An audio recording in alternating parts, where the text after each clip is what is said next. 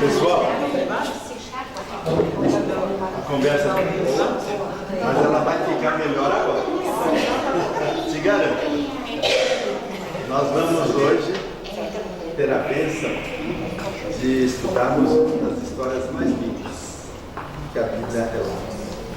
E para nós iniciarmos o nosso encontro desta noite, a aula desta noite, eu vou pedir que o Paulo venha à frente e ele vai então suplicar a presença de Deus aqui conosco, para que tanto vocês que vão ouvir como o nosso orador seja abençoado.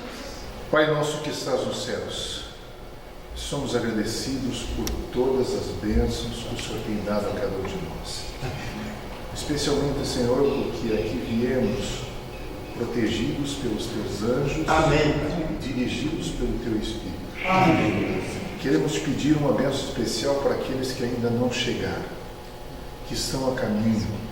Que o Senhor os dirija, os proteja e os traga em segurança. Amém. Imploramos também a presença do teu Espírito ao estudarmos a tua palavra. Amém. Que ela fale ao nosso coração, que possamos aprender e, acima de tudo, tirar lições para a nossa vida, a fim de vivermos da maneira como o Senhor deseja.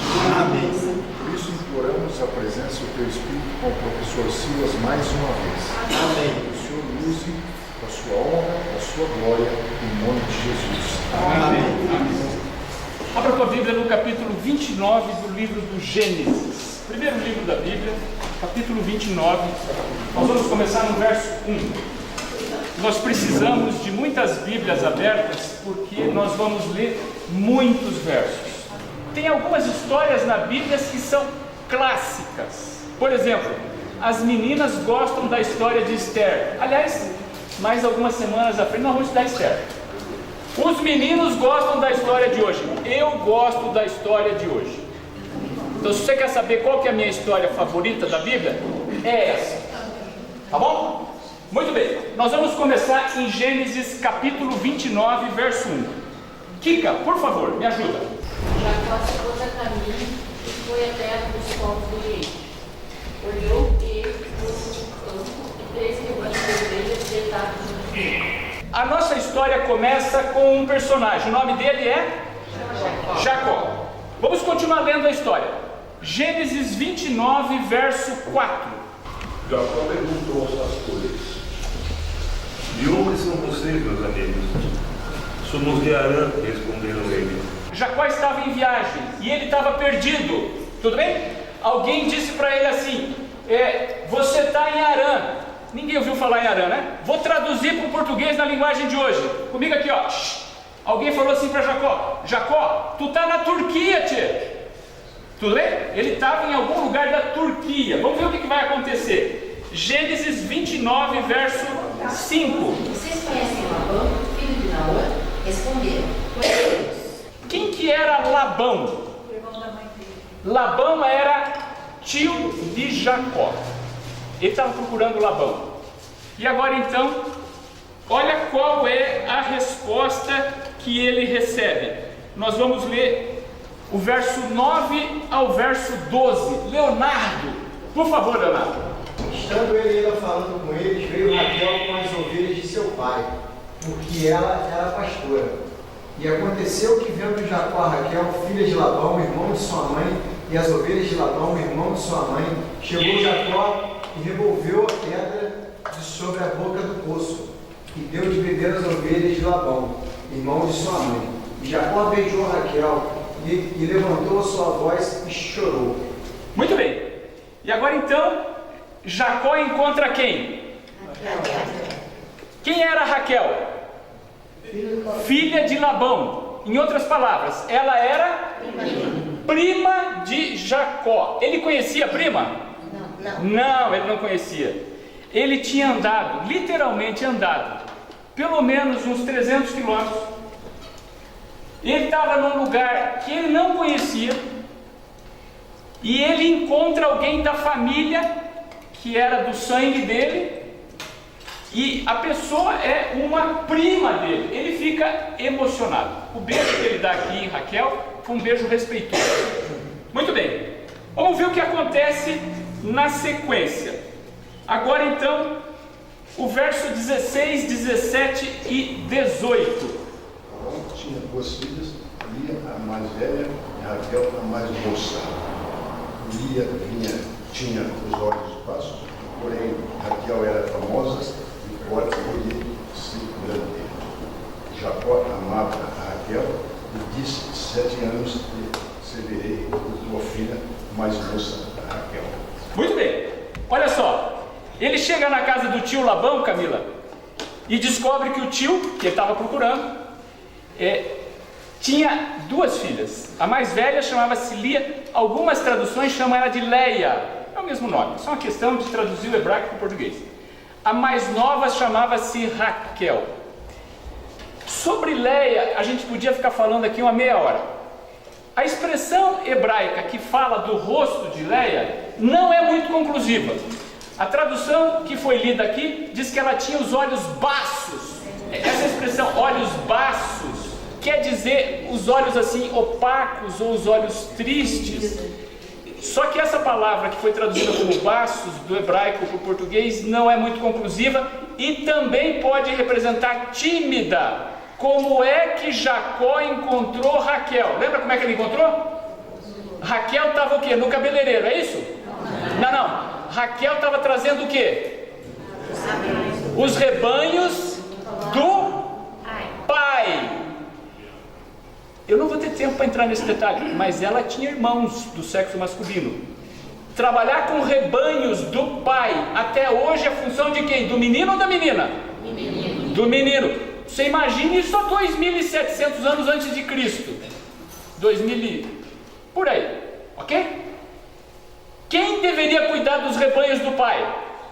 Os filhos homens. Quem estava cuidando? A Raquel era um tipo de mulher diferente. Nós vamos falar bastante de Raquel, tá? Provavelmente Lia ou Leia era uma pessoa mais tímida, mais meiga. Olha como é que a nova tradução da linguagem de hoje traduz os olhos de Leia. Os olhos dela eram meigos. Essa expressão meigos quer dizer o seguinte: ela era tímida, ela era feminina, ela tinha medo de quebrar as unhas. Você está entendendo?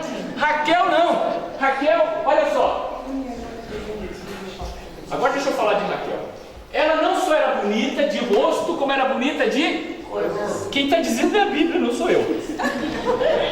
Tudo bem? Ela era bonita de corpo. Eu tive o cuidado, quando fiz esse estudo, de correr a Bíblia inteirinha. Olha o que eu encontrei. A Bíblia menciona, acompanha a minha mão aqui, ó,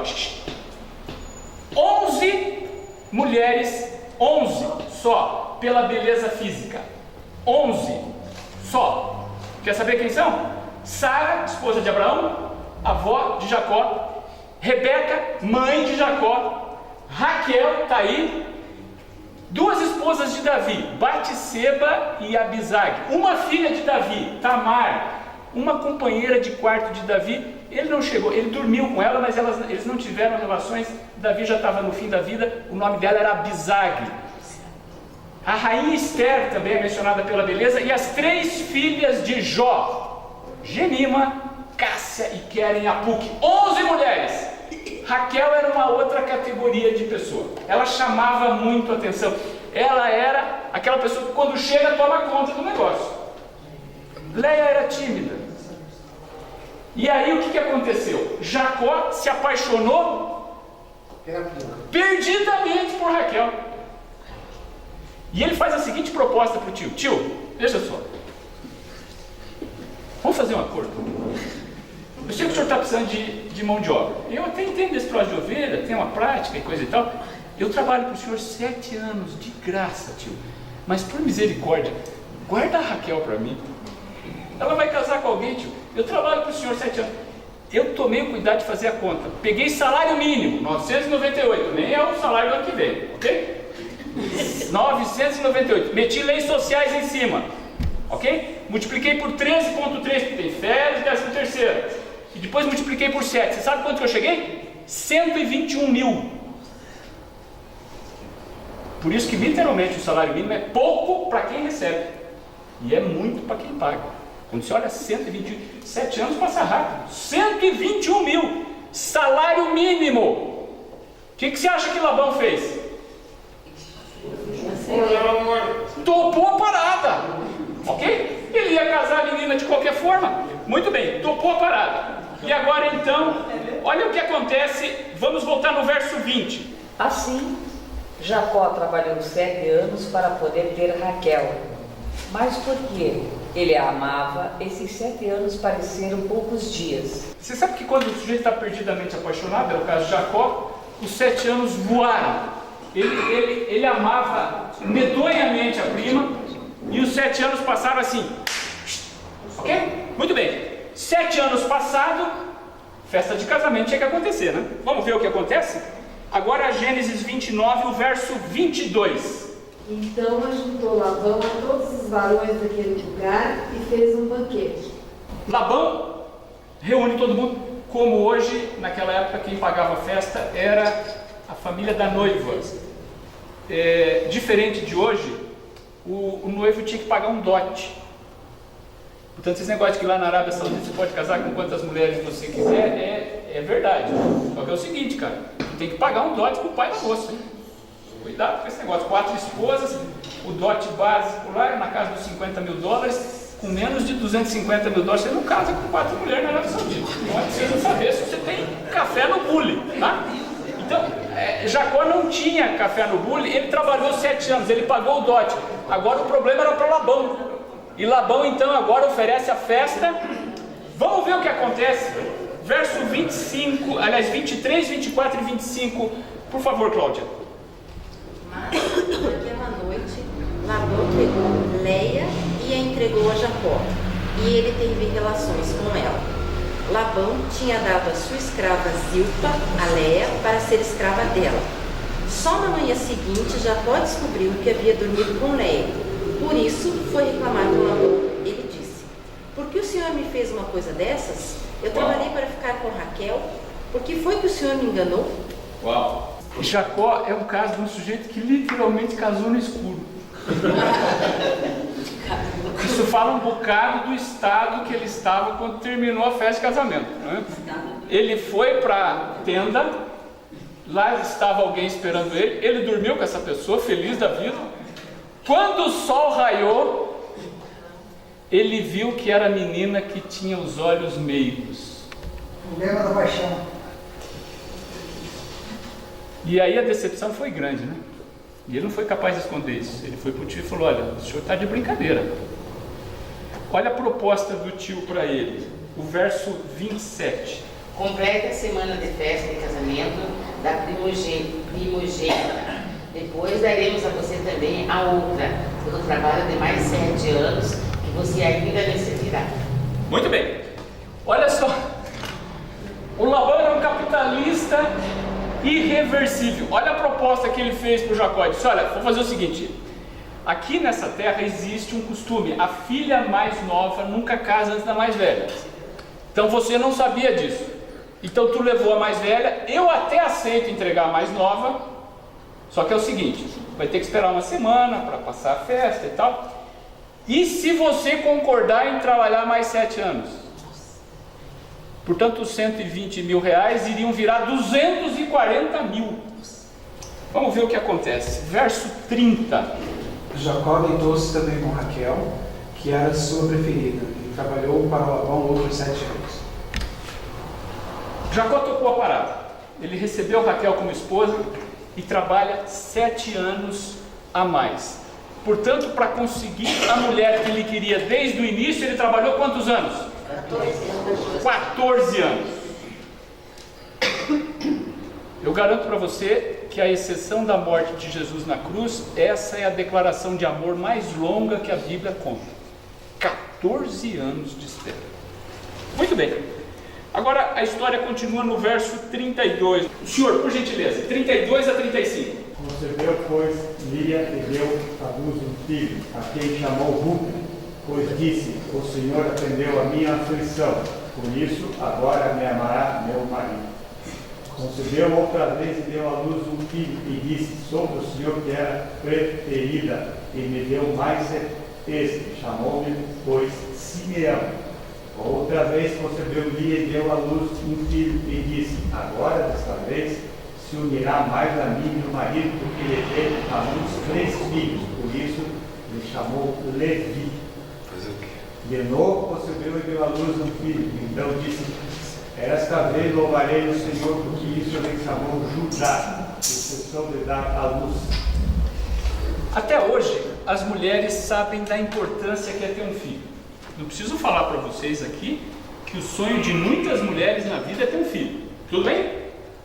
Você imagine isso 2.700 anos antes de Jesus nascer. As mulheres tinham por função principal na sociedade produzir filhos e cuidar da casa. Era esse o trabalho delas. Muito bem. E agora então, olha o que acontece. A mulher que Jacó amava, Raquel, não tinha filho nenhum. A mulher que Jacó desprezava, a irmã mais velha, 1-0, 2-0, 3-0, 4-0, estava goleada para Lia. Entendeu meu português? Rúben, Simeão, Levi e Judá. E para quem conhece um pouquinho a história da Bíblia, Camila, veja, Rúben não teve tanta importância porque ele pisou na bola. Não vamos estudar a história dele, ele fez uma bobagem inominável. Muito bem. Simeão é um cara violento, uma barbaridade. Toda a geração de sacerdotes de Israel sai daqui, da família dos levitas. E olha só, Camila, o sangue de Jesus que morre na cruz, nós vamos falar muito de Jesus lá na frente. Lembra depois de Maria, mãe de Jesus, etc. e tal? Maria era descendente de Judá. Portanto, o sangue que morreu na cruz para salvar você e a mim, tinha uma parte que era de quem? De Lia e não de Raquel. Então ela se sentia desprezada. Você está percebendo aqui? Às vezes a gente acha que a situação que nós vivemos é uma situação de desprezo, e era o caso de Lia. De fato, Lia teve um privilégio extraordinário. Nós imaginamos que entre Eva e Maria, Maria mãe de Jesus, Eva a primeira mulher, o sangue humano passou por 63 a 65 úteros até chegar em Jesus. Um deles foi Lia e não foi Raquel. Tudo bem? Mas o fato é que quando essa história aconteceu, Lia estava muito chateada porque ela era desprezada e ela tinha 4 filhos. A concorrente dela, que era a irmã mais nova, não tinha nenhum. Vamos ver como a história continua. Verso 22, 23 e 24. Capítulo 30. Vamos avançar. César, por favor. Então Deus lembrou de Raquel, ele ouviu a sua oração e fez com que ela pudesse ter filhos. Ela engravidou e deu à luz um filho. Então disse: Deus não deixou que eu continuasse envergonhada por não ter filhos. Que o Senhor Deus me dê mais um filho. Por isso ela pôs nele o nome de José. Raquel, nesse momento, apesar de ser a esposa preferida, estava tomando de goleada, 4-0. E de repente ela fica grávida, muito contente, e por isso ela pôs no menino o nome de José. Aí você vai dizer assim para mim: mas ela podia ter posto de Pedro, de João, de Tiago, de Ptolomeu. Aliás, era um nome famoso, né? Por que ela colocou o nome de José? De fato, ela não colocou o nome de José. O nome que ela colocou é isso aí. E olha o que significa esse nome. A primeira letra, são 4 letras em hebraico. Um Yod. Essa segunda letra aqui, que está parecendo um I, mas não é um I. Aqui em hebraico vai ter mais uma perninha para lá. É um Uol. Não é o Uau. É o Uol. Ok? Uol. Equivale ao nosso U. Esse negócio que está parecendo um O, de O não tem nada, parece um sigma invertido em hebraico, está faltando uma perninha aqui, é um Samer. O hebraico tem muito dessas coisas assim. Ok? Você tem que rosnar para falar. Samer. E esse negócio aqui é um P. Então, o nome que ela deu em hebraico soaria assim: Yusef ou Yusef. Ok? Yusef ou Yusef. Esse é o nome que ela deu. E da onde vem esse nome Yusef?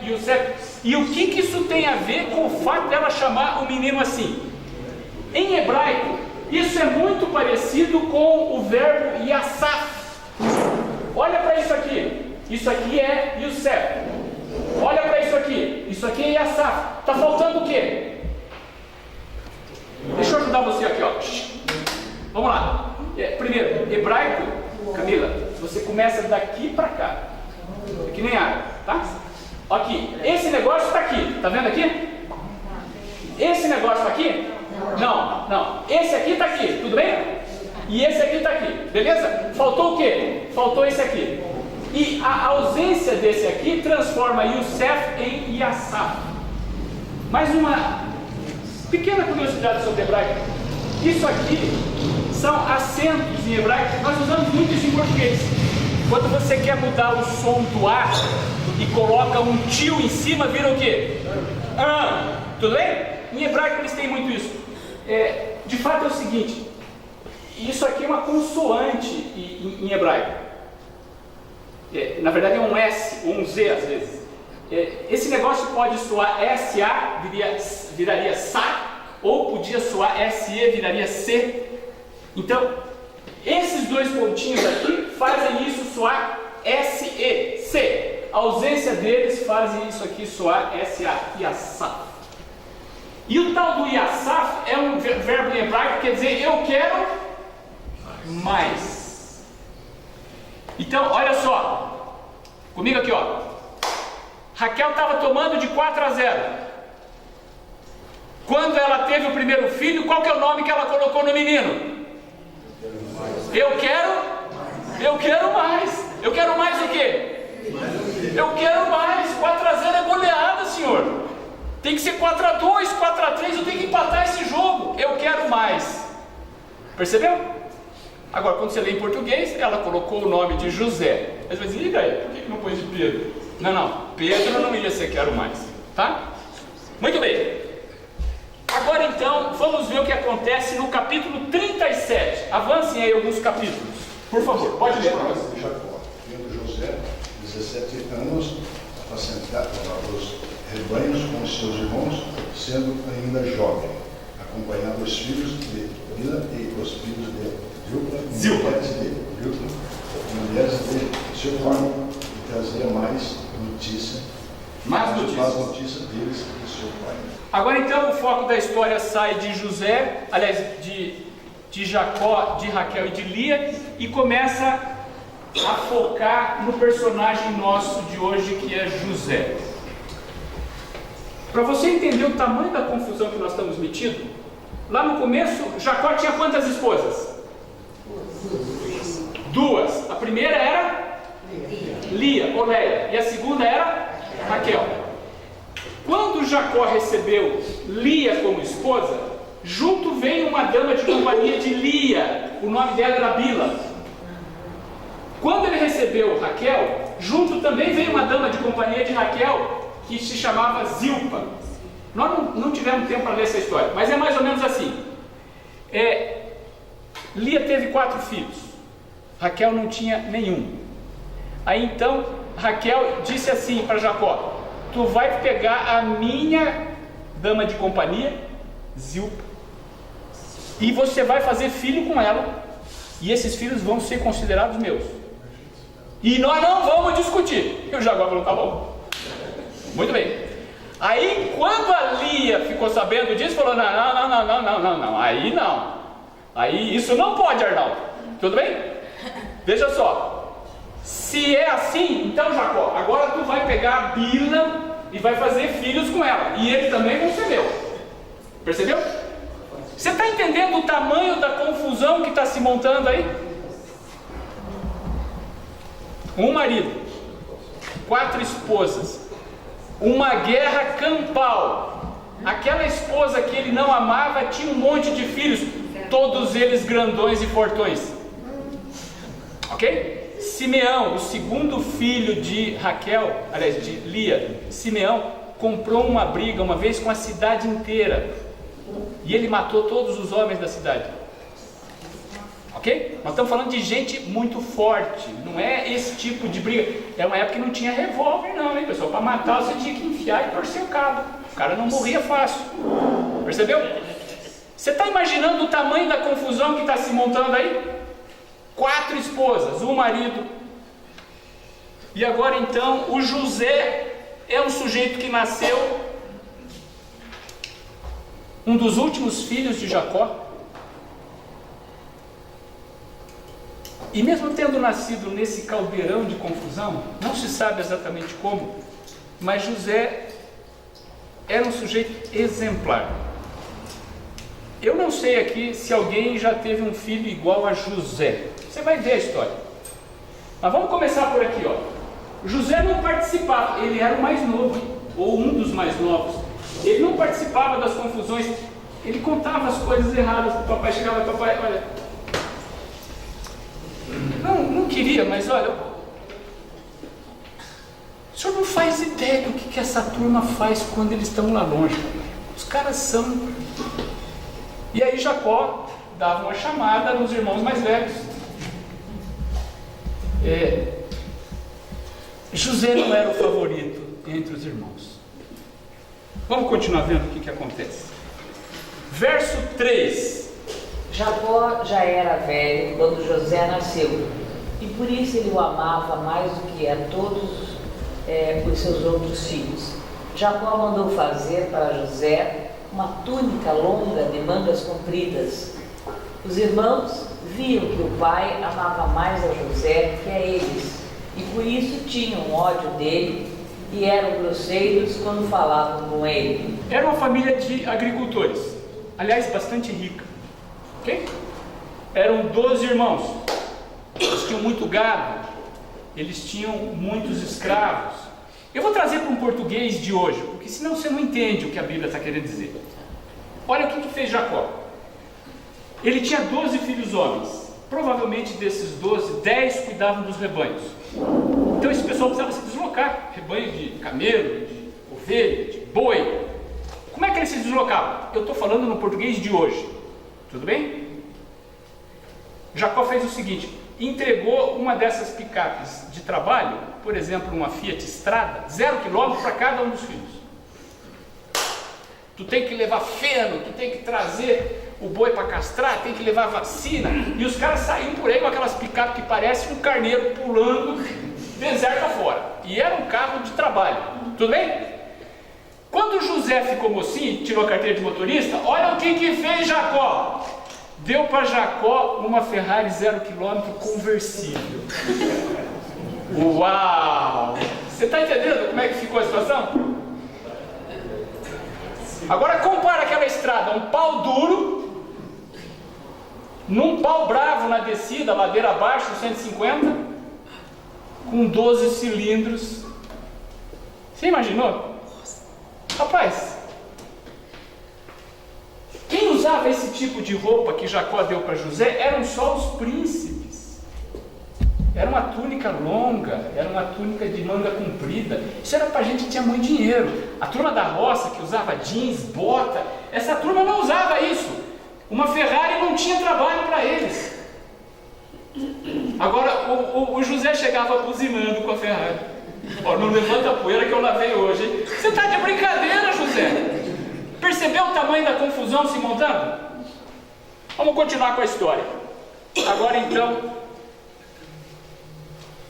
o verso 4, capítulo 37, aliás, o verso 5, 6, 7 e 8. Capítulo 37. Certa vez José teve um sonho e contou aos seus irmãos.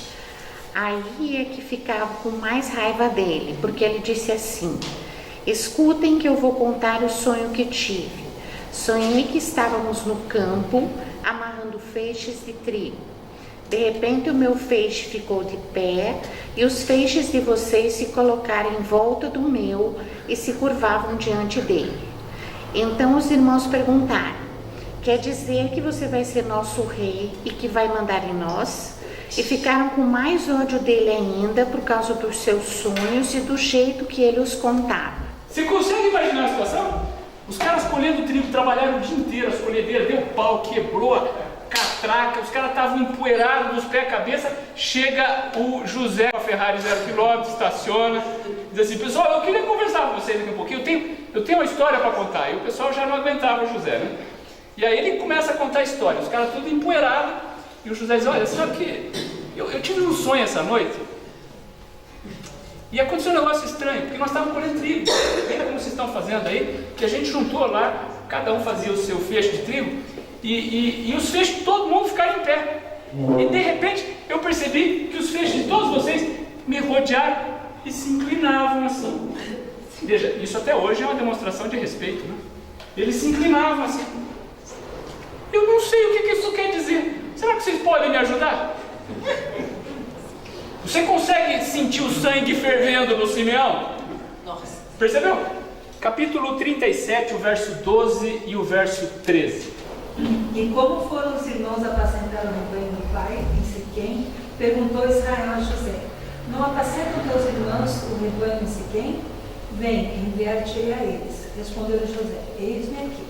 Agora então, os irmãos de José foram para Siquém. A Siquém da Bíblia é a Nablus de hoje. É uma cidade que fica aí ao norte de Jerusalém, uns 60, 65 quilômetros. É bem pertinho de Jerusalém. Os meninos estavam lá, apacentando os rebanhos, e Jacó disse para José: tu está com tempo hoje? Ele falou: claro, papai, não tem problema nenhum. Então vai até Siquém, vai ver como é que está a turma lá. E ele pegou a Ferrari, botou na estrada e foi para Siquém. Ok? Gênesis 37, 19 e 20. Kika, por gentileza. Ele assistiu a ver o sonhador. Vinde, pois, agora, matamo-lo e lancemo-lo numa das cordas e diremos: uma besta fera devorou. Veremos então o que será dos seus sonhos. Muito bem. Quando eles viram a Ferrari ao longe, veja, você não consegue. Quem viu uma vez uma Ferrari berrando não vai se conformar mais, tá? Quando eles escutaram o barulho dos 12 cilindros chegando, disseram assim: olha, está vindo lá o sonhador, olha o que nós vamos fazer. Nós vamos pegar essa Ferrari, vamos jogar em cima da árvore, moer esse carro, vamos levar o que sobrar para o papai e vamos dizer: olha, papai, nós encontramos esse trem na estrada. Dá uma olhada se não parece o carro do José. Só tinha uma Ferrari. Quem que era o dono? E o José nós não encontramos. Está cheio de sangue aí. De repente um bicho comeu. E aí nós vamos ver o que acontece com os sonhos deles.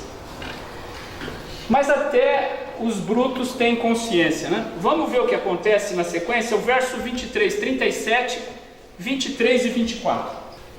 Quando chegando José, seus irmãos lhe arrancaram a túnica longa, agarraram e jogaram no poço, que estava vazio e sem água. Ao se assentarem para comer, viram ao longe uma caravana de ismaelitas, que vinha de Gileade. Está ótimo até aí. Eles não matam José. Eles ficaram com pena, simplesmente tiraram a roupa de José e jogaram ele no fundo do poço. E ele ficou lá até que alguém teve uma ideia. Aparece no verso 26, 27 e 28. Leonardo, por favor. Então Judá disse a seus irmãos: proveito haverá que matemos a nosso irmão e escondamos a sua morte? Vinde e vendamo-lo, e esses ismaelitas, e não seja a nossa mão sobre ele, porque ele é nosso irmão, nossa carne. E seus irmãos obedeceram. Passando, pois, os mercadores midianitas, tiraram e alçaram a José da cova, e venderam José por 20 moedas de prata aos ismaelitas, os quais levaram José ao Egito. Foi aí que Judá teve uma ideia. Ele falou: olha, vamos fazer o seguinte, não vamos matar o menino não, ele não vale nada, mas afinal de contas é filho do papai, não vai ficar bem pra gente. Vamos fazer assim, vamos fazer melhor, vamos fazer dinheiro com o desgraçado. Vamos vender, tá vindo aquele pessoal ali, eles gostam de comprar escravos, eles vão comprar o José, nós vamos faturar uma grana em cima do infeliz, ele vai pro caixa-prego, nós nunca vamos mais ver nem ele, nem a Ferrari, nem ninguém contando sonho nenhum. E assim eles fizeram. Gisele, me ajuda, verso 36. Gênesis 37, 36. Entre mentes, os midianitas venderam José no Egito ao Potifar, oficial do faraó, comandante da guarda. Chegando no Egito, aqueles que compraram José venderam ele como escravo para quem? Potifar, aqui numa tradução mais contemporânea, era uma espécie de responsável pela guarda presidencial. Quem fazia segurança do palácio, etc. e tal, era um oficial graduado do faraó do Egito. E agora então, Gênesis 39, 3 e 4.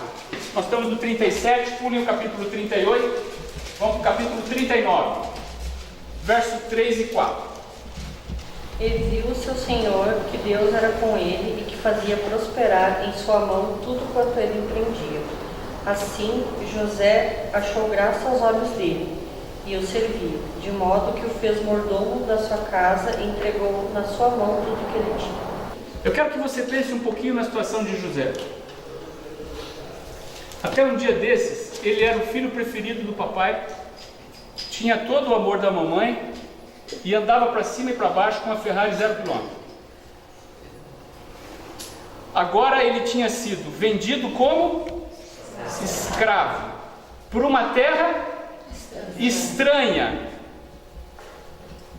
Dá a impressão que as coisas estão indo de mal a pior.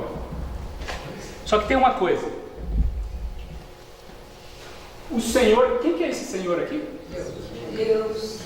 Lembre-se, Camila, quando você lê a Bíblia, especialmente o Velho Testamento que você está lendo, e aparece a palavra Senhor, toda grafada diferente, procure encontrar a palavra Senhor aí. No verso, olha na tua Bíblia, Gênesis 39, verso 3, veja como está escrito esse Senhor.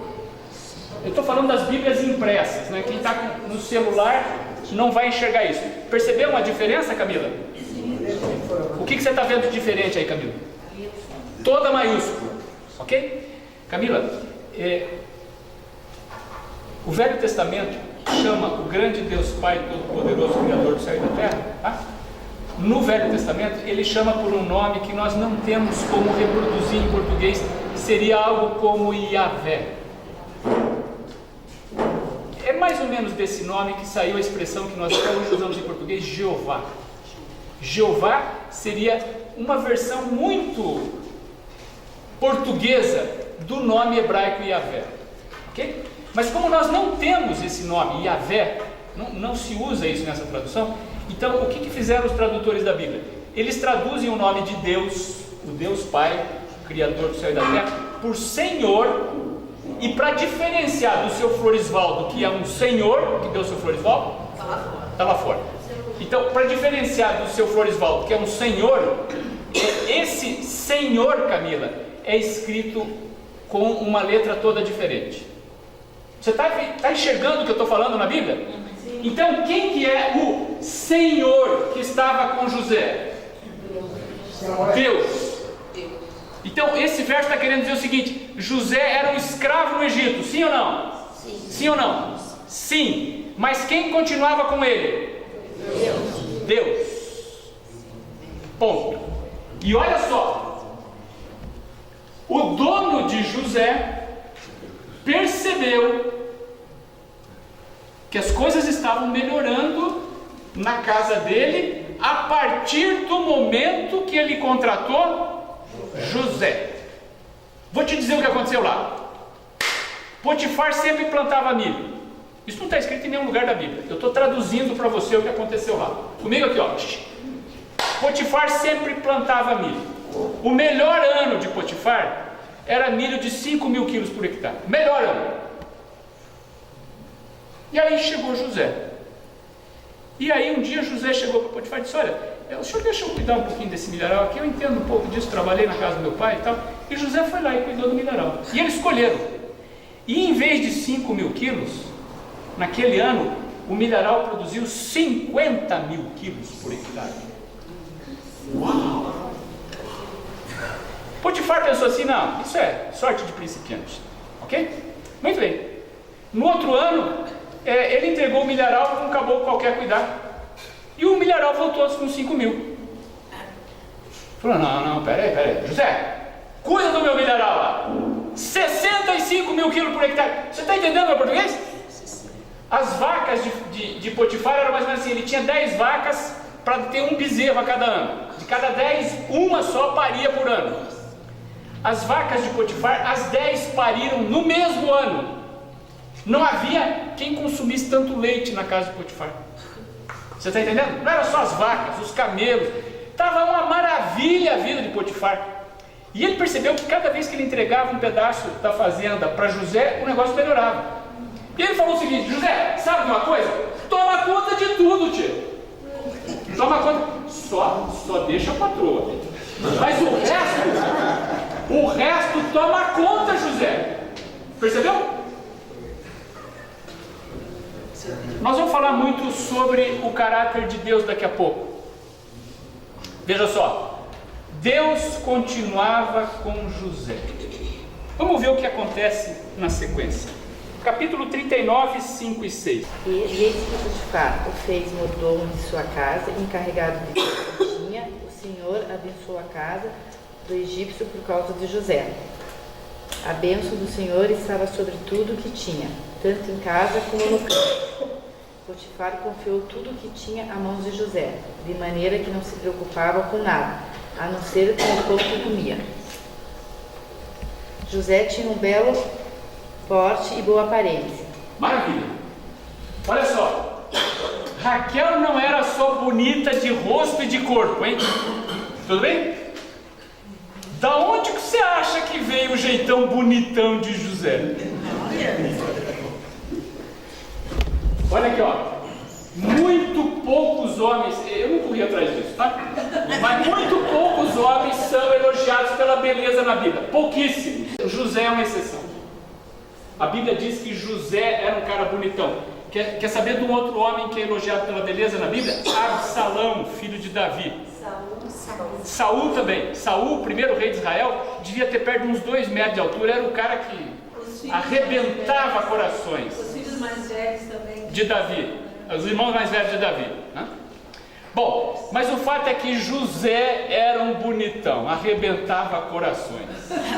Não tenha dúvida. E não tenha dúvida que o sangue da dona Raquel tinha boa parte da responsabilidade aí, né? Muito bem. E agora então o verso 7, por favor, Cláudia. 39, 7. Algum tempo depois, a mulher do seu dono começou a cobiçar José. Um dia ela disse: venha, vamos para a cama. Ele recusou, dizendo assim: escute, o meu dono não precisa se preocupar com nada mais nesta casa, pois eu estou aqui. Ele me pôs como responsável por tudo o que tem. Nesta casa eu mando tanto quanto ele. Aqui eu posso ter o que quiser, menos a senhora, pois é a mulher dele. Sendo assim, como poderia eu fazer uma coisa tão imoral e pecar contra Deus? Antes que você pense que a mulher de Potifar era uma mulher muito feia, eu não tenho foto dela no YouTube, tá? Mas acredite, homens poderosos não vão casar com mulher feia.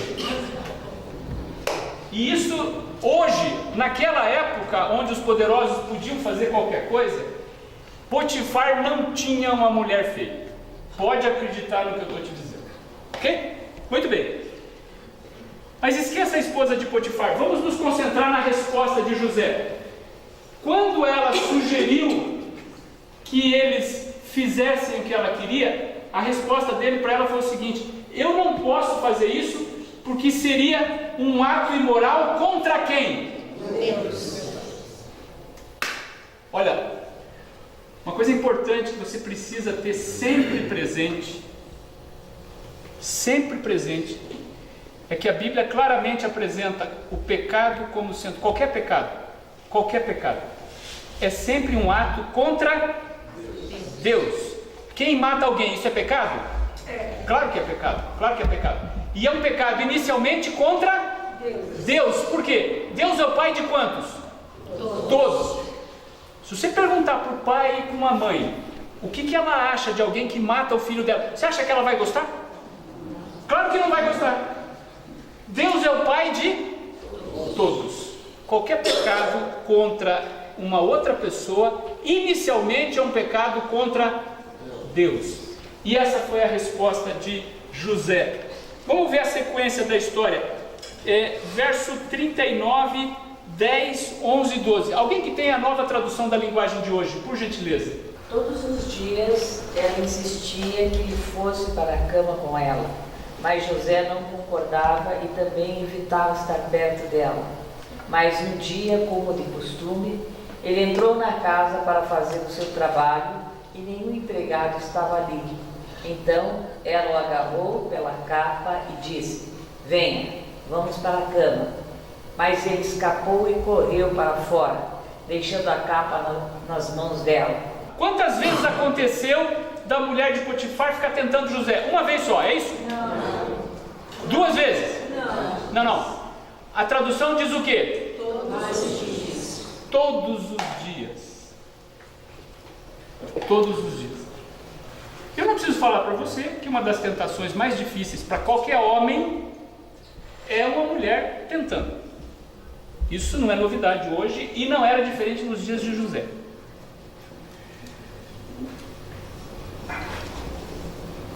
Você já imaginou quanto é que vale ter um filho como José? Deixa eu mudar um pouco a pergunta.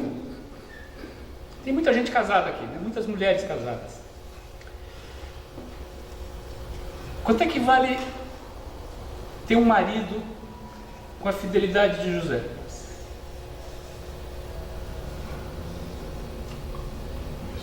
Só que o pau que bate no Chico, bate na Chica também, né? Do mesmo jeito que o homem é tentado pela mulher, a mulher é tentada pelo homem. Agora eu vou falar com os homens aqui. Quanto é que vale ter uma esposa como José? Você já imaginou? Quantas pessoas a gente conhece por aí que queriam ter o comportamento de José nessa situação? Qual que seria o comportamento da média disparada dos homens hoje em dia?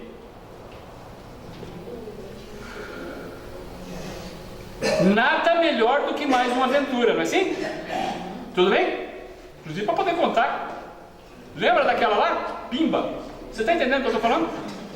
Percebeu? É assim que a coisa funciona. Quero que a dona Vilma leia para mim esse conjunto de frases aqui. Eu vou projetar aqui, dona Vilma. Pode ler para mim? A maior necessidade do mundo é a de homens. Homens que se não cumprem nem se vendem. Homens que no íntimo de seu coração sejam verdadeiros e honestos. Homens que não temam chamar o pecado pelo seu nome exato. Homens cuja consciência seja tão fiel ao dever como a bússola o é ao polo. Homens que permaneçam firmes pelo que é reto, ainda que caiam os céus. Quanto é que você daria para viver num país governado por homens que atendessem a todos esses conceitos aqui? Quanto é que você daria para ser parte de uma sociedade onde todo mundo fosse assim? Você sabe que nós temos muitos problemas aqui. Muitos problemas. E muitos dos problemas que nós temos, a gente coloca a culpa no fulano, no ciclano, em Brasília, em prefeito, nisso e naquilo.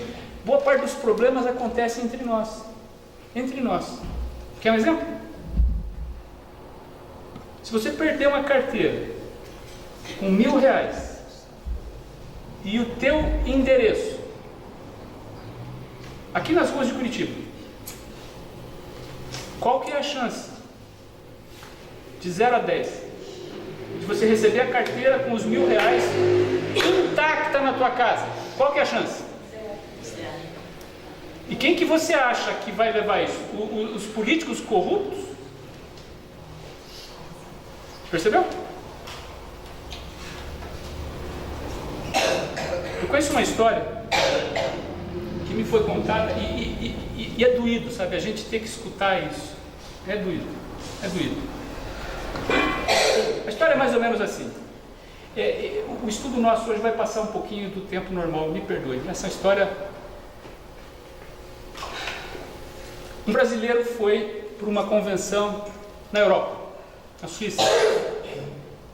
Era uma convenção de uma multinacional e eles passaram um dia em reunião e tal. Muito bem. Chegou no final do dia, um suíço convidou o brasileiro para jantar na casa dele. E ele saiu. Era escuro, tinha nevado, aquelas estradinhas, quem passou por ali sabe como é que é. E de repente o suíço disse assim: olha, está faltando gasolina no carro, eu tenho que abastecer o carro. Você aguenta um pouquinho aí. O suíço encostou perto do que parecia uma cabine telefônica. Hoje nem existe mais isso, né? Mas lembra das cabines telefônicas que tinha, né? Parecia uma cabine telefônica na beira da estrada. O suíço encostou o carro ali, abriu a portinha. Lá de dentro ele tira uma mangueira de combustível, abastece o carro dele, entra lá dentro, coloca a mangueira no lugar, fecha a portinha e vai embora. O brasileiro não aguentou e perguntou: mas como é que funciona esse negócio aqui? Ele falou: não, isso aqui é um posto de gasolina. O problema é que nessa região aqui, o movimento é muito pequeno e esse é o único posto que nós temos em muitos quilômetros. Portanto, ele funciona assim: de dia tem gente cuidando disso aqui, mas à noite não tem. E como o dono sabe que alguém pode precisar de combustível eventualmente à noite e ficar sem, ele faz o seguinte: ele deixa isso aqui aberto, do lado lá tem uma caderneta. Então cada um que precisa de combustível vem, abastece o seu combustível, anota na caderneta: fulano de tal, tantos litros de gasolina, e a conta vai chegar para você no fim do mês pelo correio.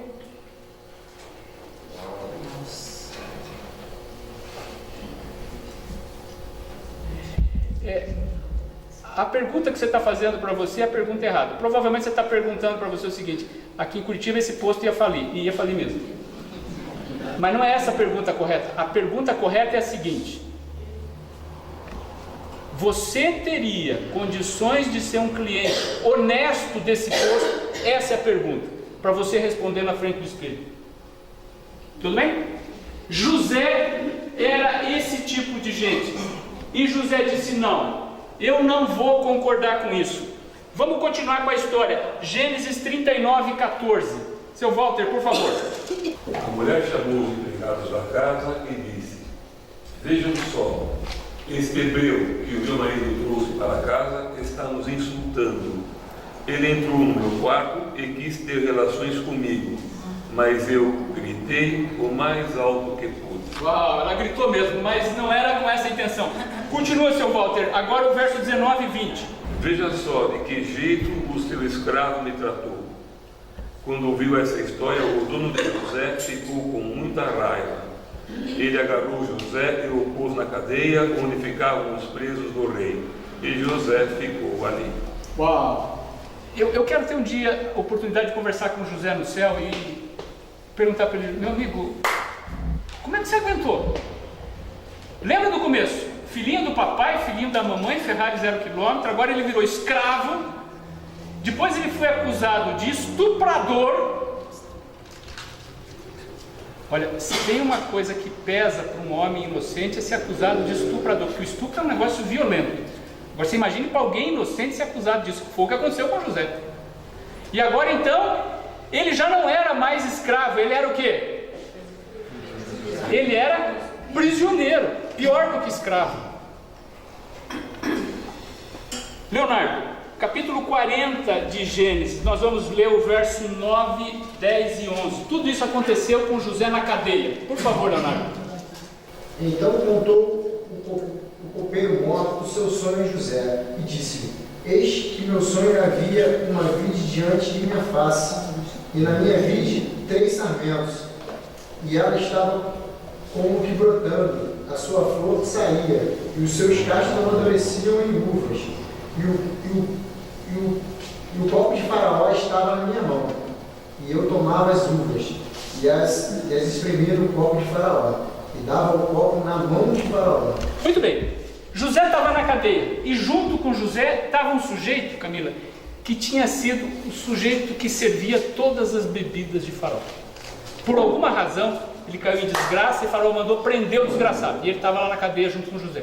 Um dia, esse sujeito, que era o copeiro que servia a bebida do rei, lembre-se que não é só servir a bebida do rei, você tinha que beber um pouco antes, porque o rei ia olhar para ver se você não ia morrer. Depois que tivesse certeza que aquele troço não estava envenenado, o rei bebia. E com o sujeito que servia comida, a mesma coisa, hein? O faraó não saía comendo qualquer coisa não. Primeiro tu come, aí se esse troço estiver estragado você morre. Percebeu? Bom, então esse sujeito estava lá na cadeia e ele sonhou. O sonho dele é esse aí. Eu não sei o que aconteceu essa noite, rapaz. Eu sonhei que eu estava servindo o faraó e a partir de uma uva, uma parreira que tinha 3 galhos, e eu puxava o galho, apertava as uvas, entregava para o faraó. Estava uma beleza, mas eu não entendi isso. E aí José ficou sabendo desse sonho. Vamos continuar? Gisele, por favor. Agora a interpretação de José para o copeiro do rei. Tudo isso na cadeia. Verso 12, 13 e 14, Gisele. Então me disse José: essa é a sua interpretação. Os 3 ramos são 3 dias. Dentro ainda dos 3 dias, Faraó te reabilitará, te reintegrará no teu cargo, e tu lhe darás o copo na própria mão dele, segundo o costume antigo, quando vieras copeiro. Porém, lembra-te de mim quando tudo te correr bem, e rogo-te que sejas bondoso para comigo e faças menção de mim a Faraó, e me faças sair desta casa. E aí então José diz assim para o copeiro: olha, o teu sonho é fácil, é o seguinte, os 3 ramos de uva que você viu são 3 dias. Hoje é terça-feira, amanhã é quarta, depois quinta, sexta-feira o faraó vai chamar você e vai reinstalar você no cargo de copeiro. Sexta-feira, na hora do almoço, você vai estar espremendo uva de novo e vai entregar no copo do rei. Agora eu vou te fazer um pedido. Sexta-feira, quando você estiver lá conversando com Vossa Majestade, por gentileza, diga para ele da minha situação, porque eu estou aqui, olha, eu estou sendo acusado de estupro, eu não fiz nada disso. Defenda o meu caso, por gentileza, porque eu não conheço ninguém aqui que possa me ajudar. Exatamente como José falou, 3 dias depois o sujeito estava de volta à corte de Faraó. Só que o que José não contava é o seguinte: o cara esqueceu de tudo, não lembrou de José. Imagine se ia lembrar, né? Bom, vamos ver como é que continua a história. Agora no capítulo 41 do Gênesis, o verso 1, 2, 3 e 4. Passados 2 anos inteiros, Faraó sonhou que estava em pé junto ao rio Nilo. E eis que subiam do rio 7 vacas, formosas à vista, gordas de carne, e pastavam no carriçal. Após elas subiam do rio outras 7 vacas, feias à vista e magras de carne, e paravam junto às outras vacas à beira do rio. E as vacas feias à vista e magras de carne devoravam as 7 formosas e à vista e gordas. Então o faraó acordou. Agora quem sonha é o faraó, e ele sonha com 14 vacas. 7 delas eram uma beleza. Sonho de todo pecuarista. Ok? Primeiro lugar no show. E 7 delas eram um horror. O pior é o seguinte: as vacas que eram um horror comiam as vacas que eram boas, e as vacas que eram um horror continuavam um horror. E aí Faraó acorda, e ele acorda desesperado. Ele toca um auê na corte, chama todos os sábios, o ministro da Cultura, da Ciência e Tecnologia, o pessoal lá da academia, toda a turma vem para conversar com o Faraó, e Faraó conta o sonho para a turma. E diz: olha pessoal, eu sonhei, tá aí, 7 mais 7, uma comia a outra, o troço estava uma desgraça total. Eu não sei o que isso quer dizer, mas eu sei que existe algum significado importante, portanto me diga o que isso quer dizer. E os caras fizeram uma conferência, se reuniram em seminário, simpósio, liga na internet, consulta a turma da NASA, ninguém conseguiu uma resposta decente. Aí uma hora alguém lembrou de José, adivinha quem foi? O copeiro. O copeiro, uma hora ele disse: Majestade, puxa vida, como é que eu fui esquecer disso? Majestade, o senhor tem um tempinho? Pô, Majestade não estava dormindo fazia tempo, né? Ele falou: fala rapaz. E aí o sujeito diz: olha Majestade, o que aconteceu comigo foi o seguinte: eu tive um sonho. O meu sonho não era com 7, meu sonho era com 3. Mas o senhor sabe que eu não sou o faraó do Egito, eu sou apenas um copeiro, ok? E olha, exatamente o que eu sonhei, teve alguém que interpretou. E ele está aqui entre nós, Majestade. Se eu me lembro bem, até 2 anos atrás ele estava na prisão do Potifar. Aí Faraó se interessa. Quem que é esse cara? Toca o auê na prisão. A Bíblia diz que José recebeu de novo uma roupa nova, fizeram a barba, cabelo, etc. Ele ia falar com o Faraó, né? E agora então José se apresenta para Faraó e olha o que acontece. Faraó falando com José. Gênesis 41, verso 15. César. Então o rei disse: eu tive um sonho que ninguém conseguiu explicar. Ouvi dizer que você é capaz de explicar sonhos. Faraó chega e diz assim: eu tive um sonho, eu ouvi falar que você é bom nesse troço de sonho. O que queria dizer uma pessoa normal? Deixa comigo, esse negócio de sonho é minha especialidade. Já resolvi o problema do copeiro. Aliás, teve um outro sonho também na prisão. A gente não está lendo a história toda, tá? Mas teve outros sonhos que José tinha interpretado. Olha a resposta que José dá para Faraó. Gênesis 41, verso 16. Professora Glaci. Isso não depende de mim, respondeu José. É Deus quem vai dar uma resposta para o bem do Senhor. Uau! Olha a resposta que José dá para o rei. Majestade, eu lamento, mas eu não consigo interpretar sonhos. Existe um Deus, e se Ele quiser, majestade, Ele pode me contar o que o senhor sonhou. Mas eu não posso contar sonhos, não posso interpretar sonhos. Agora, o que nós podemos fazer é o seguinte: o senhor pode me contar o seu sonho. Se Deus quiser, isso depende só da vontade dele, Deus pode me dar a interpretação. E se isso acontecer, eu vou contar para o senhor. Mas, majestade, eu não sou melhor do que os magos da corte. O faraó pensou: perdido por perdido, truco, né? Contou o sonho para José. Cláudia, me ajuda. Verso 26 e 27. As 7 vacas bonitas são 7 anos, e as 7 espigas boas também são. Os 2 sonhos querem dizer uma coisa só. As 7 vacas magras e feias que saíram do rio depois das bonitas, e também as 7 espigas secas e queimadas pelo vento quente do deserto, são 7 anos em que vai faltar comida. Muito bem. E aí então o José disse o seguinte para Faraó: olha, majestade, Deus gosta muito do senhor, Deus sabe da sua importância como líder regional. Esse faraó no Egito era alguma coisa próxima de um Donald Trump hoje, ok? Então era um político muito influente nos dias onde ele vivia. O destino de muitas pessoas dependia da prosperidade do Egito. E aí então José diz a Faraó o seguinte: Deus sabe da sua importância e Ele está mostrando para o senhor o que vai acontecer. E o que vai acontecer é o seguinte: o senhor vai ter 7 anos de prosperidade. É o ano das vacas gordas. E depois disso, majestade, acredite no que eu vou lhe dizer, vão vir 7 anos terríveis. É daí que vem a expressão vacas magras. Já escutou esse negócio? Então não é pelas vacas magras. Sabe de onde vem? Desse sonho de Faraó. Então já faz mais ou menos uns quase 4.000 anos que se usa essa expressão, a época das vacas magras. E acredite, majestade, essa época das vacas magras vai ser terrível. Se vossa majestade não tomar cuidado nos dias de prosperidade, nós vamos todo mundo morrer de fome, majestade. Portanto, agora José não dá só a interpretação, José faz uma consultoria gratuita para Faraó. Olha só o que acontece, verso 33, 34 e 35. Pode ler para mim, por favor. Agora, pois, a escolha que falaram no homem ajuizado e está puna sobre a terra do Egito.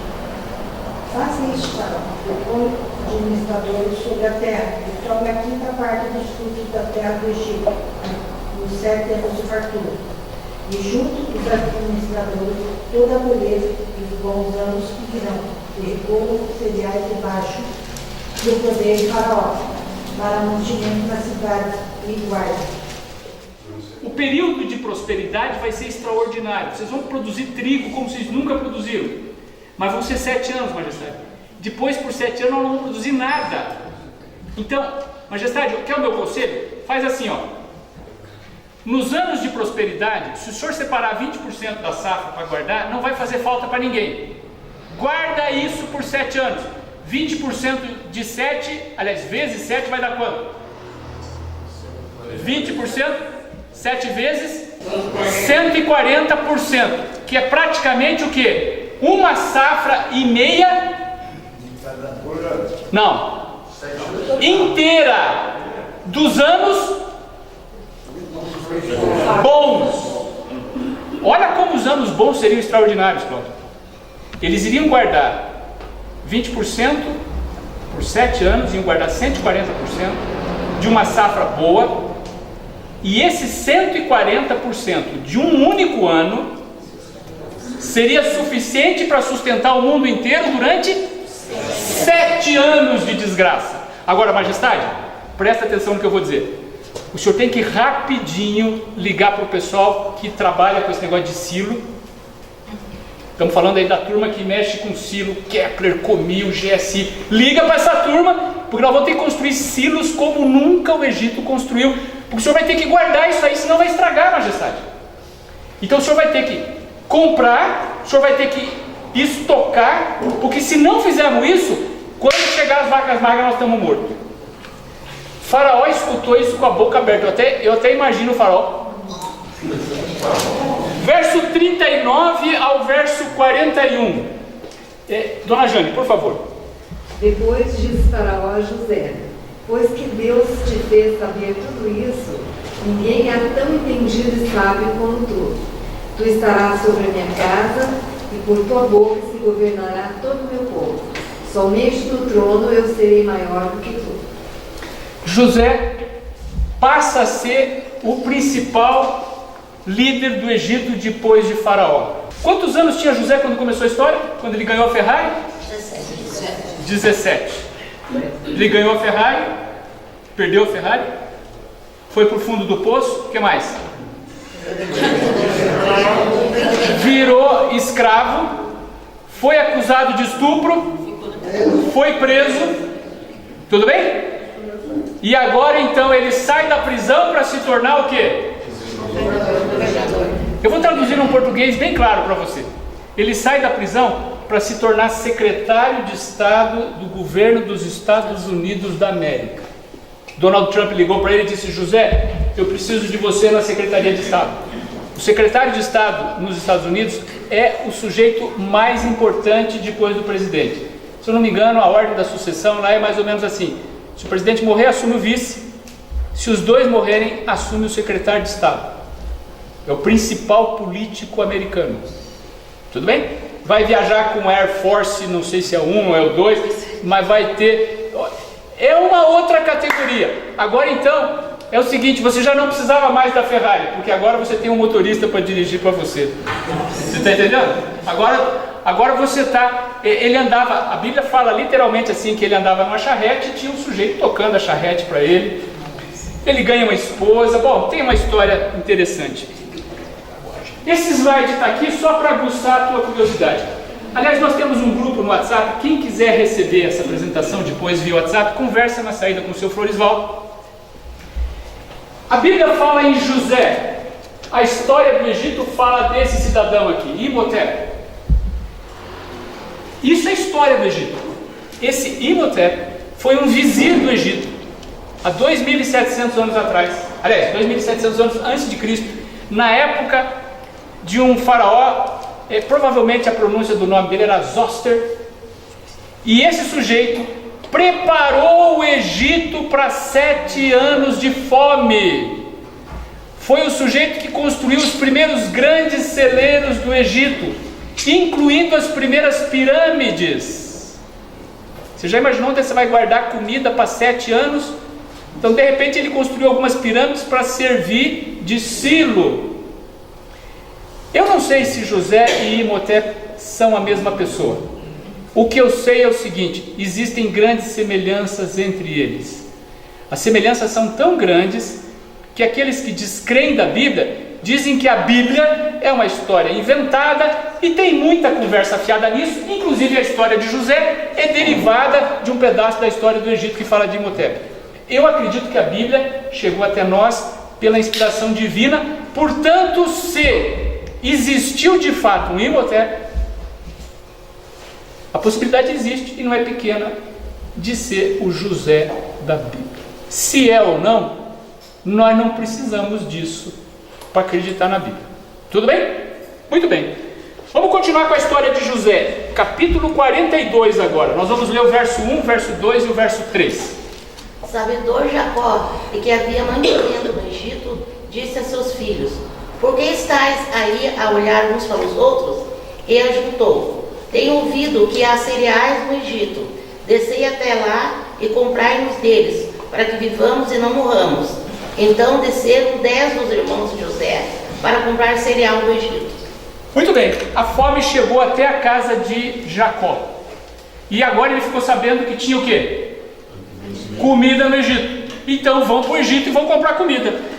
E agora, verso 6. José era governador daquela terra. Era ele quem vendia a todos os povos da terra. E os irmãos de José vieram e se prostraram o rosto em terra perante ele. Os irmãos de José não reconheceram José. O José que eles venderam para o Egito não era o mesmo que eles estavam vendo lá. O José do Egito estava todo maquiado, okay? Cabelo cortado assim ao estilo egípcio, né? Aquela roupona de fortão.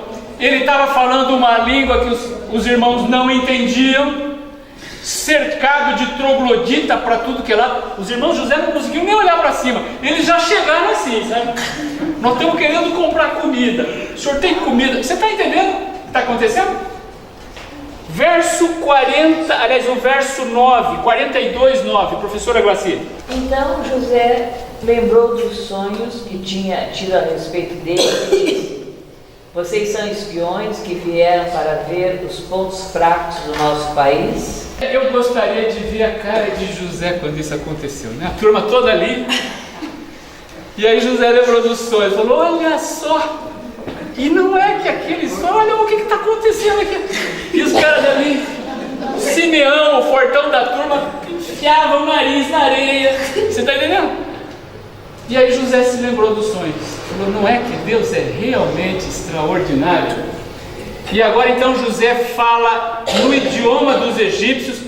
E quando a tradução chega para os irmãos dele, o que eles escutam é o seguinte: vocês são um bando de espiões. Bom, o que vai acontecer agora é o seguinte: se você quiser, em casa, leia essa história. A vingança de José é sensacional. Nós não vamos ter tempo de tratar isso aqui. Mas de Gênesis 42 até o final do livro do Gênesis, tem uma série de detalhes espetaculares dessa história que vale a pena você ler. Eu estou indo para a parte final da minha apresentação. Nós estudamos a história de pessoas da Bíblia, não pela história delas. Nós estudamos essa história para saber o que é que isso nos ensina do caráter de Deus. Que as histórias que estão na Bíblia, todas elas foram escritas com o objetivo de nos ensinar alguma coisa sobre Deus. O que essa história nos ensina sobre Deus? Vamos começar no livro de Eclesiastes agora. Abra a Bíblia bem na metade, Camila. Você vai bater em Salmos. Pode abrir aí, isso. Livro de Salmos, tudo bem? O próximo livro é Provérbios, Camila, avançando. Eclesiastes, o que me interessa é o capítulo 7, verso 29. Dona Marta, por favor. Eis o que tão somente achei, que Deus fez o homem reto, mas ele se meteu em muitas astúcias. Professora Glaci, lê para mim na tradução da linguagem de hoje, para ver como é que ficou isso. Tudo que aprendi se resume nisto: Deus nos fez simples e direitos, mas nós complicamos tudo.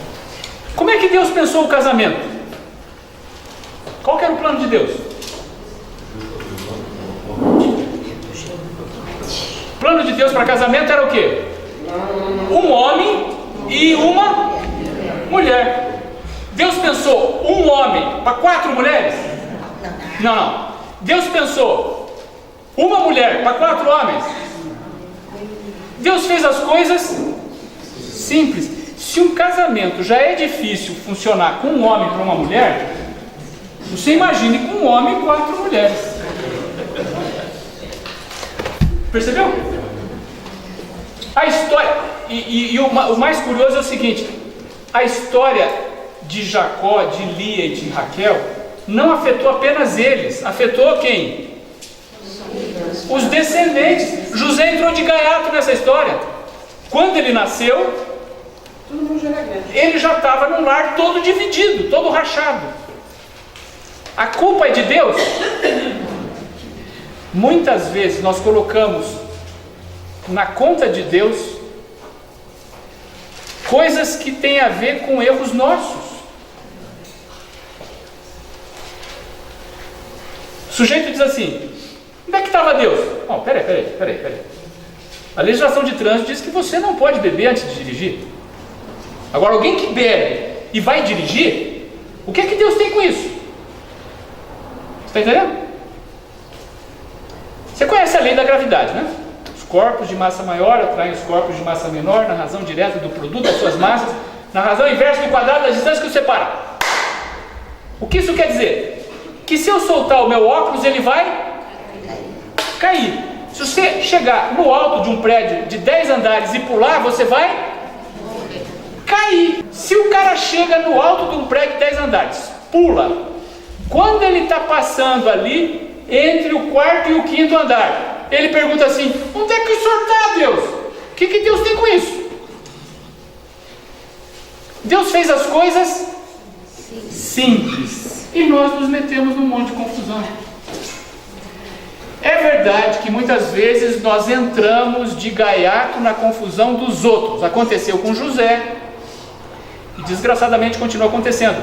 Tem muita gente que está indo para a igreja, num ponto de ônibus, esperando o ônibus, vem um maluco que bebeu, atropela todo mundo, mata todo mundo no ponto de ônibus e o maluco que bebeu continua vivo. Tudo bem? Isso é um outro problema. Mas muitos dos nossos problemas são causados por nós mesmos. Vamos agora para o livro de Salmos. Vocês estão no livro de Eclesiastes. Volta um pouquinho. Pouca coisa aí. Salmo 34. Eu quero o verso 7. Dona Madeleine, lê para mim. O anjo do Senhor acampa-se ao redor dos que temem e os livra. Essa era a minha oração antes de dormir. O anjo do Senhor se acampa ao redor dos que o temem e os livra. Ponto. Mais uma expressão aqui, Camila, para você entender. Anjo do Senhor, na Bíblia, quase sempre é um sinônimo de Deus o Pai. Quase sempre. Não que Deus não tenha anjos, sim, mas aí é anjo, está no singular. Anjo do Senhor, quase sempre é um sinônimo para Deus o Pai. Então, o que esse texto está querendo dizer é o seguinte: Deus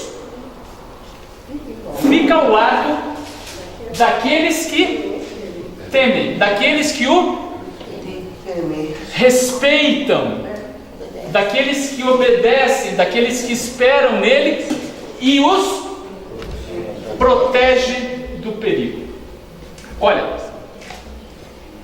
qualquer um que tenha tido alguma experiência com Deus pode atestar do que eu estou falando aqui. Nós estamos falando da história de José. Eu podia contar a minha história. Eu não estaria aqui falando para você se não fosse um Deus todo-poderoso que na minha vida fez uma porção de milagres. Pode ser que você não sinta isso. Pode ser que você não sinta isso. Porque nós temos um jeito errado de olhar para os milagres. Se eu tivesse tempo para falar para você, você iria entender que quebrar a perna às vezes é ótimo e ganhar um carro 0 km às vezes é uma desgraça. Agora, se eu perguntar para você, o que você prefere? Quebrar a perna ou ganhar um carro? Você vai dizer: não, eu quero o carro. Pelo amor de Deus, quebrar a perna não. Ok? Tem gente que se salvou porque quebrou a perna. Foi parar no hospital, o prédio desabou, todo mundo lá dentro morreu, só sobrou ele por quê? tinha quebrado a perna. Quebrar a perna foi ou não foi uma bênção? Foi. E eu conheço a história de um pai que o sonho dele era dar um carro 0 km para o filho, porque ele, quando tinha 18 anos, não ganhou um carro 0 km do pai dele. Ele guardou dinheiro a vida inteira. Quando o filho fez 18 anos, ele entregou um carro 0 km. O menino pegou o carro, pregou o carro num barranco desse da estrada, capotou, morreu o menino e morreu a namorada. Te pergunto agora, ganhar um carro 0 km é uma bênção ou é uma maldição? Você está entendendo? Agora, se eu digo para você, o que você prefere, Camila? Quebrar a perna ou ganhar o carro? Você quer o carro? Eu também quero. Não precisa nem ser uma Ferrari. Agora, se for uma Ferrari, melhor ainda. Tudo bem? Nós temos um jeito errado de ver as bênçãos de Deus. Deus nos abençoa e nos protege. O anjo do Senhor se acampa ao redor dos que o temem e os livra. O que aconteceu com José? Ele foi parar no poço. Depois ele foi parar na cadeia. E de lá ele saiu para ajudar Faraó a comandar o Egito. Vamos continuar no livro de Salmos. Agora, Salmo 30, verso 5. A sua ira dura só um momento, mas a sua bondade é para a vida toda. O choro pode durar a noite inteira, mas de manhã vem a alegria. Uau! Eu não sei se eu falo para alguém aqui que está tendo aquelas noites duras, difíceis, longas. A noite não acaba nunca. A madrugada não vai embora. É um inferno. Mas acredite no que eu vou dizer uma coisa para você. Mesmo que a tristeza dure a noite inteira, a promessa que a Bíblia tem é que um dia essa noite vai terminar. E eu estou falando aqui de uma noite muito maior. Isso que nós estamos passando no mundo que nós conhecemos hoje, na linguagem da Bíblia, é conhecido como a grande noite negra do pecado. Nós estamos vivendo um momento, Camila, terrível na história. As coisas não estão certas, as coisas não dão certas, coisa boa acontece com gente ruim, coisa ruim acontece com gente boa. Dá a impressão que o mundo está virado num chapéu velho. Isso não vai continuar assim para sempre. Não vai continuar assim para sempre. A tristeza pode durar a noite inteira, mas a alegria vem com o despertar da manhã. A gente viu o plano de Deus para José. Por que é que José precisou perder a Ferrari? Por que é que José precisou parar no fundo do poço? Por que José precisou ir para a cadeia? Por quê? Porque do contrário o mundo ia morrer de fome. Você está entendendo? O mundo ia morrer de fome. Deus precisava de José. Não fosse isso, seria mais difícil salvar as coisas. Agora, a pergunta final minha é a seguinte: qual que é o plano de Deus para você? Quer ver só? Jeremias 29, 11. Camila, por favor. Eu é que sei que pensamentos tenho a respeito de vocês, diz o Senhor. São pensamentos de paz e não de mal, para dar-lhes um futuro e uma esperança. Quem está falando é Deus, Senhor, com todas as letras maiúsculas. Olha o que Deus está dizendo. Ele falando para você: Deus, eu conheço os planos que eu tenho para você, e os planos que eu tenho para você são planos de quê? De prosperidade. O que mais? Um futuro cheio de esperança. Às vezes a gente acha que as coisas na nossa vida só dão errado. As coisas não dão certo, os negócios não vão bem, a família está se desagregando, você tem dificuldades de relacionamento, os exames de laboratório vêm. Você sabe do que eu estou falando. Esse não é o plano de Deus para você. Nunca foi. Deus não tem culpa nisso. O que Deus está fazendo é o melhor que é possível se fazer. Eu sei que para você que está chegando hoje, Camila, pode fazer pouco sentido o que eu vou te dizer. Mas vai haver um período na história futura onde Deus vai explicar o porquê de cada uma das dificuldades que aconteceram conosco, inclusive das que aconteceram com você. Ele vai ter uma explicação para você. O plano dele não é esse. Nunca foi plano de Deus morte, tristeza, dor, sofrimento. Você quer saber qual que é o plano de Deus? Vamos para o último livro da Bíblia, Apocalipse. Esse é o último verso, com esse eu vou terminar. Apocalipse capítulo 21.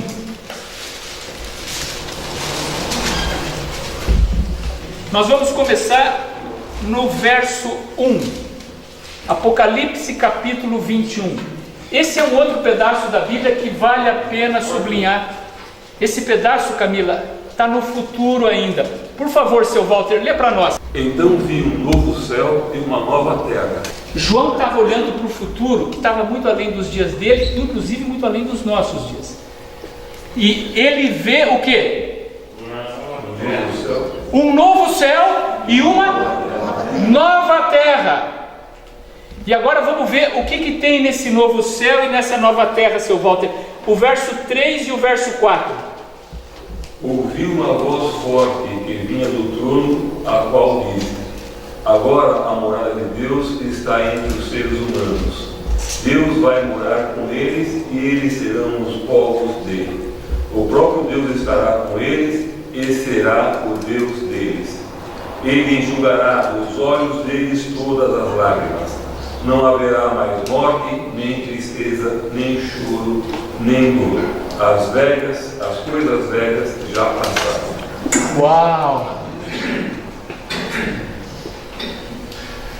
Quanto é que você daria para morar numa cidade que não tem cemitério? E por que não tem cemitério? Porque nunca ninguém morreu. Nunca ninguém morreu, para que cemitério? Melhor, dona Vilma, não tem hospital. Por que não precisa de hospital? Mas ninguém fica doente. Quanto é que você daria para morar num lugar desse? Lê para mim o verso 3 de novo.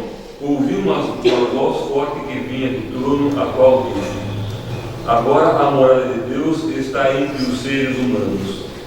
Deus vai morar com eles e eles serão os povos dele. O próprio Deus estará com eles e será o Deus deles. Você já imaginou a Camila?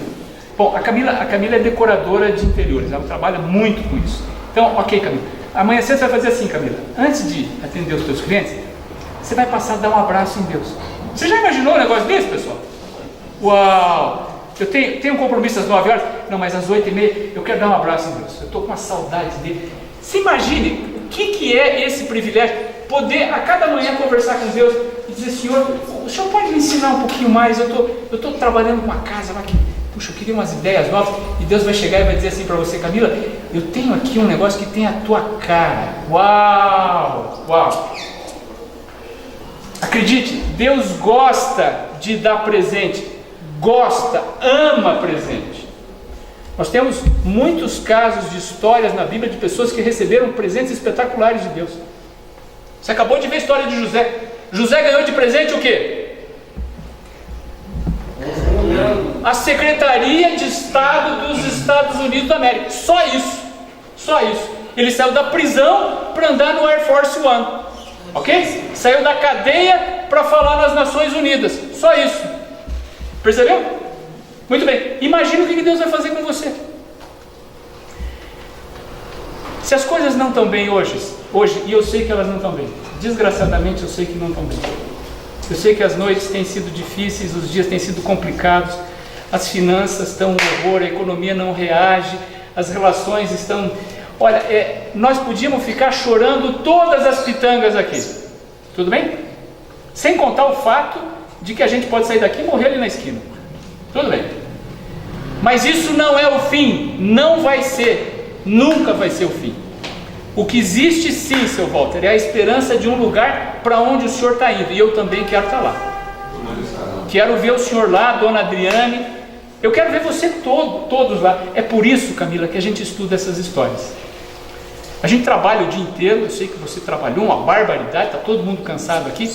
Agora, saber que existe um novo céu e uma nova terra nos esperando ali na esquina, uau! Antes de você dormir, faz uma coisa.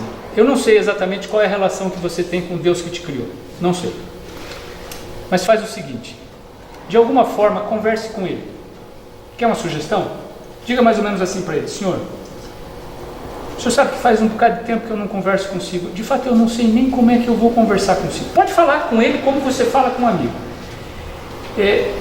E olha, senhor, para ser sincero, eu tenho dúvidas se o senhor existe.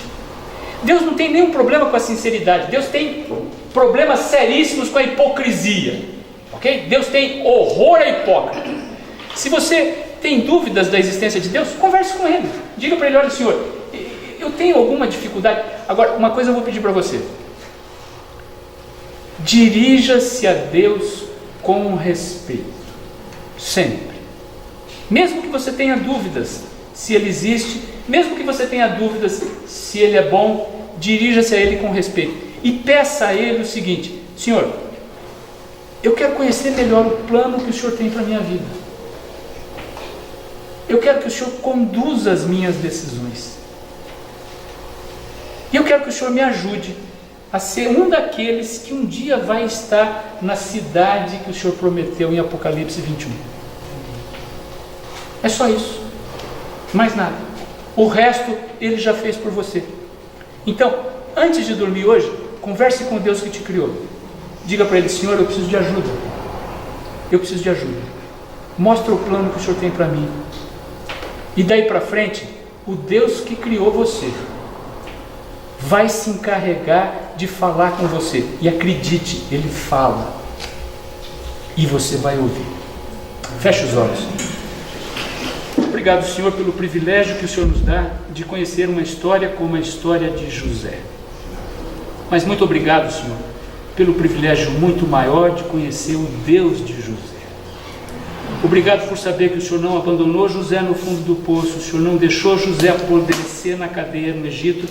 Obrigado porque o Senhor mostrou, através da história de José, o quanto o Senhor pode fazer na vida daqueles que o temem. O Senhor sabe das nossas limitações, dos nossos problemas, das nossas dúvidas. O Senhor sabe das muitas inseguranças, das dificuldades. O Senhor sabe que o inimigo tem nos assolado de várias formas. Eu te peço que o Senhor nos mostre o plano que o Senhor tem para nós.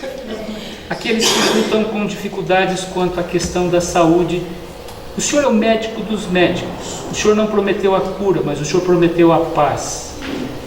Aqueles que lutam com dificuldades financeiras, o Senhor não prometeu que ia resolver os nossos problemas financeiros, mas o Senhor nos prometeu a paz. Por isso, Senhor, eu te peço que o Senhor inunde o coração, de alguma forma, inunde o coração de todos aqueles que aqui estão de paz. Mostre a eles como viver, um dia de cada vez.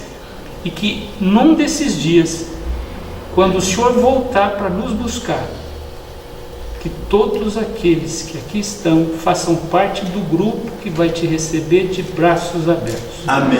E até que esse dia chegue, que o Senhor nos guarde do mal. Por Jesus. Amém. Vai com Deus, uma boa semana para você. Valeu a pena, minha gente. Próxima terça-feira estaremos juntos. Vocês receberão pelo WhatsApp personagem que será estudado e analisado antes de terça-feira, ok? Guarde, a Madeleine vai estar enviando para você. Uma noite muito abençoada para todos vocês.